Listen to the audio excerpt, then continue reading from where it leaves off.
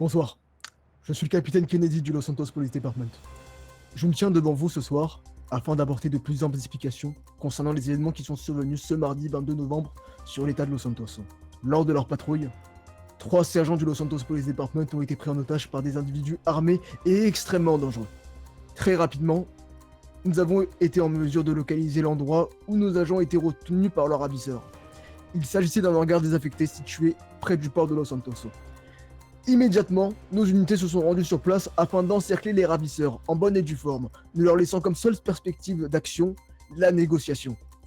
J'étais moi-même l'acteur principal de ces dites négociations, et j'ai été confronté à nul autre que Monsieur Kim Min-ho, avocat au barreau de Los Santos.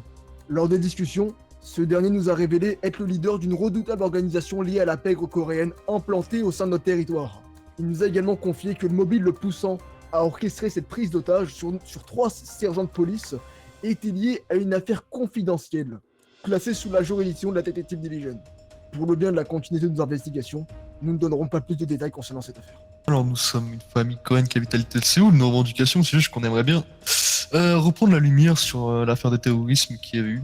Car des gens ont essayé de nous voler la vedette et on la récupère, de toute façon. Vous avez certainement entendu qu'une voiture piégée avait été garée à Little Séoul. Juste on récupère la lumière. C'était donc vous. Effectivement. Si je dois faire passer un message, c'est que la prochaine à s'asseoir sur des chaises comme ça sera certainement Jeanne Afférence. Un petit message au petit malin qui pensait pouvoir s'approprier ce qu'on a fait. On vous attend. Mademoiselle Ferro, ce n'est qu'une question de temps et ne vous en faites pas. Elle passera l'arme à gauche d'ici peu de temps. Elle a évité la prison à vie et a été protégée par la justice américaine. Malheureusement, elle ne se doutait pas que son propre avocat était aussi le leader d'une grande organisation criminelle coréenne. Après 1h30 de négociation, nous avons réussi à trouver un accord commun, préservant ainsi la vie de nos 3 agents en échange d'une perspective de fuite pour les ravisseurs. Dès que ces derniers ont quitté la zone, nos unités ont immédiatement engagé la course-poursuite. Ces derniers se sont finalement retranchés dans un des parkings situés sur la rue d'Owick Avenue. N'ayant plus d'échappatoire, ils ont délibérément ouvert le feu sur nos unités qui les poursuivaient. Dans le cadre d'une légitime défense plus que justifiée, nos unités de police ont immédiatement répliqué avec la force létale.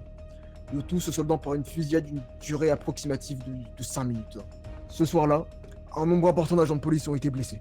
Néanmoins, grâce à l'efficacité prodigieuse du Los Santos Fire Department et du personnel de l'hôpital Pillbox, aucun de leurs pronostics vitaux n'est engagé à l'heure actuelle.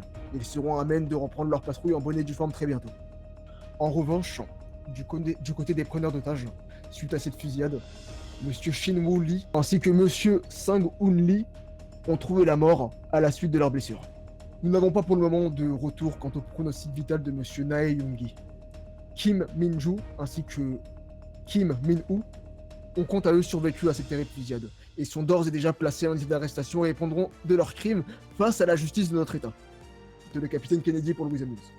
Et donc du coup, les autres preneurs d'otages qui sont encore en vie, ils ont été arrêtés ou où sont-ils actuellement? Alors oui, effectivement, concernant Kim Min-woo ainsi que Kim Min-ho, ils ont quant à eux survécu à cette terrible fusillade, comme je l'ai énoncé précédemment. Ils ont été du coup immédiatement placés en état d'arrestation dès que leur pronostic vital n'était plus en danger et ont été par mesure de précaution menottés à leur lit d'hôpital. Eh bien, merci à vous pour ce débrief et merci pour votre temps accordé au Weasel News. C'est moi qui vous remercie.